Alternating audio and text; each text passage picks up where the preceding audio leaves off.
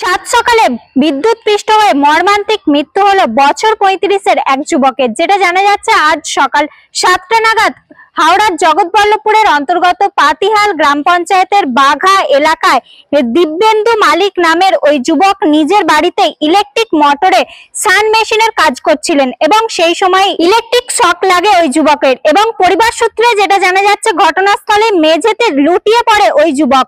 এই ঘটনার পরে স্থানীয় মানুষজন তড়িঘড়ি ওই যুবককে উদ্ধার করে চিকিৎসার জন্য জগৎবল্লভপুর গ্রামীণ হাসপাতালে নিয়ে গেলে সেখানে কর্তব্যরত চিকিৎসক ওই যুবককে মৃত বলে ঘোষণা করেন।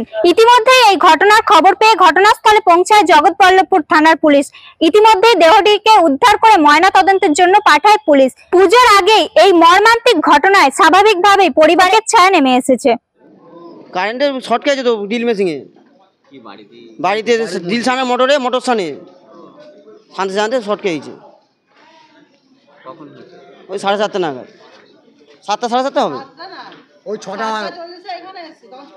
সময় হয়েছে। কারেন্ট আসার পরেই সকালবেলা আসতেই উনি বাড়িতেই কাজ করে, বাড়িতেই কাজ করে, বাসা বাড়ির কাটি কাজ, পাঁচিয়াল পূর্ব পাড়া।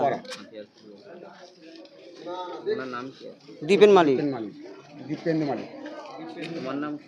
মানে লক্ষ্মীকান্ত বাগ। আপনি কি জেসিপি খুঁজছেন কিংবা ট্রলার?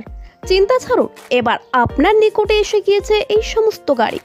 শুধুমাত্র একটি ফোন করলেই মিলবে জেসিপি ও ট্রলার। সুলভ মূল্যে ভাড়ায় পেয়ে যাবেন এই সমস্ত গাড়ি। তাহলে আর দেরি নয়, আজই যোগাযোগ করুন আমাদের সঙ্গে। কল করুন 9733881759, শেখ মনিরুল ওরফে মিন্টু। আমাদের ঠিকানা হাওড়া জগৎবল্লভপুর স্কুল মোড়, শেখপাড়া।